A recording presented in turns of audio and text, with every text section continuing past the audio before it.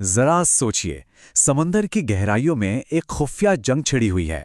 ये दुनिया है नार्को सबमरीन्स की, ऐसे जहाज जो कानून की नज़रों से बचकर अपना काम करते हैं। लेकिन क्या हो अगर ड्रग्स की तस्करी के लिए बनी ये टेक्नोलॉजी कल की मिलिट्री स्ट्रैटेजी का सबसे बड़ा दांव बन जाए? तो बात है जुलाई 2025 की। कोलंबियाई नेवी के हाथ कुछ ऐसा लगा जिसने ना सबके होश उड़ा दिए। पहली बार एक ऐसा नार्को सब मिला जो मानव रहित था और उस पर स्टारलिंक एंटेना भी लगा हुआ था। ये सिर्फ एक जहाज नहीं था, बल्कि इस बात का सबूत था कि तस्करों की टेक्नोलॉजी अब एक नए लेवल पर पहुंच चुकी है। पर सबसे चौंकाने वाली बात पता है क्या थी? ये जहाज बिल्कुल खाली था। अधिकारियों का मानना है कि ये कोई नाकाम कोशिश नहीं थी, बल्कि ये गल्फ क्लान का एक टेस्ट रन था। रिमोट कंट्रोल से चलने वाले जहाज़ों की एक नई नस्ल को आजमाने का एक तरीका। मतलब वो अपनी तकनीक को और भी ज्यादा खतरनाक बना रहे थे। अब देखिए, ये खतरा कोई रातों रात नहीं खड़ा हो गया। ये तो दशकों से चली आ रही एक दौड़ का नतीजा है। आज के ड्रोन सबमरीन्स की कहानी बहुत पहले शुरू हुई थी। चलिए जरा इसकी पूरी कहानी देखते हैं कि ये सब शुरू कैसे हुआ।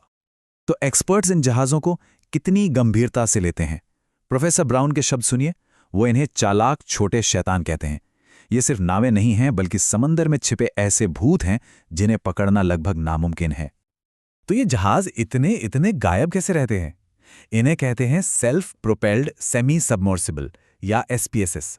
ये पानी के ठीक नीचे चलते हैं, मतलब पूरी तरह से डूबते भी नहीं हैं और सतह पर दिखते भी नहीं। पानी के ऊपर बस इनका एक छोटा सा हिस्सा ही नजर आता है जो रेडार और सोनार दोनों को चकमा दे देता है, और यही चालाक डिजाइन इन्हें इतना खतरनाक बनाता है।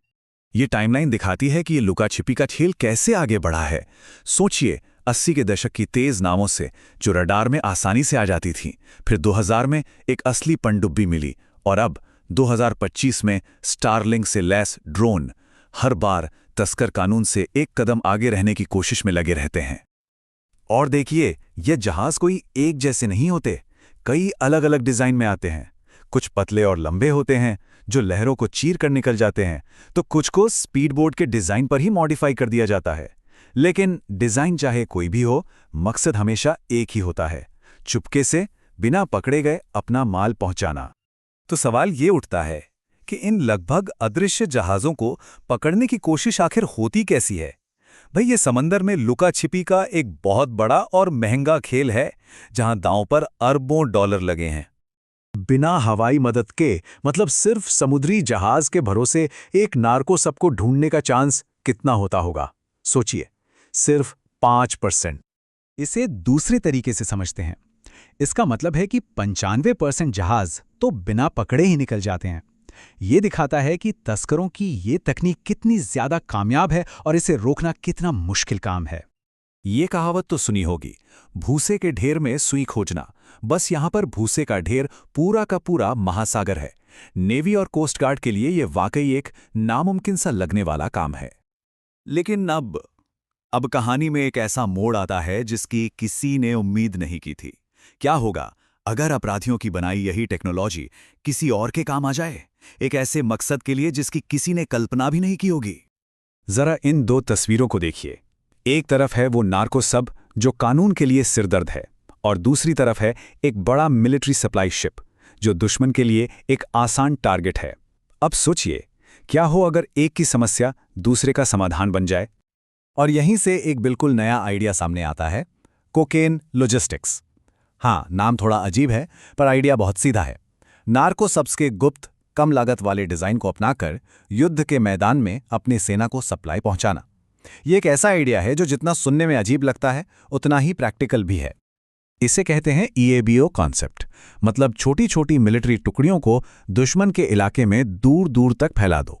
पर सवाल वही, उन तक सप्लाई कैसे पहुंचेगी? बड़े जहाज तो आसान टारगेट बन जाएंगे।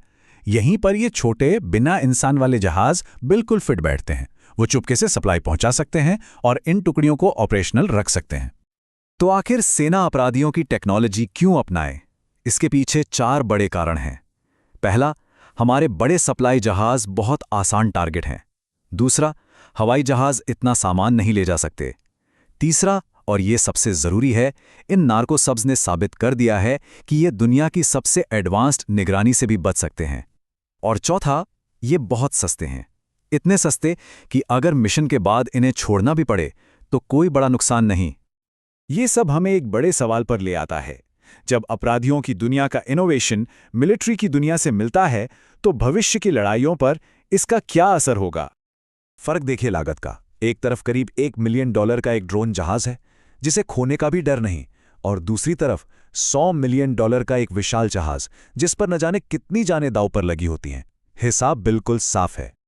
ये बात इस कोटेशन में बिल्कुल साफ हो जाती है। अमेरिकी मिलिट्री इस टेक्नोलॉजी में इसलिए दिलचस्पी ले रही है क्योंकि ये उन्हीं के खिलाफ इतनी कामयाब रही है। लॉजिक सिंपल है, अगर ये टेक्नोलॉजी दुनिया की सबसे ताकतवर नेवी को चकमा दे सकती है, तो ये किसी भी दुश्मन को चकमा दे सकती है। और हाँ, ये आइडिया उतना भी अजीब नहीं है जितना सुनने में लगता है। मिलिट्री पहले से ही सी हंटर जैसे बिना इंसान वाले जहाज़ों पर काम कर रही है। नार्कोसब्स का ये कॉन्सेप्ट इसी ट्रेंड के साथ बिल्कुल फिट बैठता है, बस इसका सोर्स थोड़ा अलग है। तो आखिर में एक सवाल के साथ आपको छोड़ जाते हैं। अगर आज ड्रग कार्टेल की टेक्नोलॉजी मिलिट्री स्ट्रैटेजी को बदल सकती है, तो कल के युद्ध के मैदान को और कौन से क्रिमिनल इनोवेशंस शेप देंगे?